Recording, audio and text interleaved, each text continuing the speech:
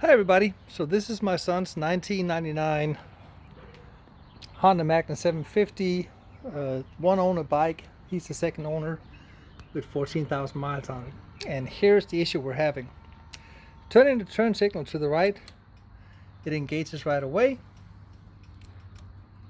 Turn signal to the left, we get no action. It takes up to 30 seconds before the signal starts turning on. So what I'm going to try to do is take this assembly apart, open it up, look inside and clean out the connectors and see what happens then.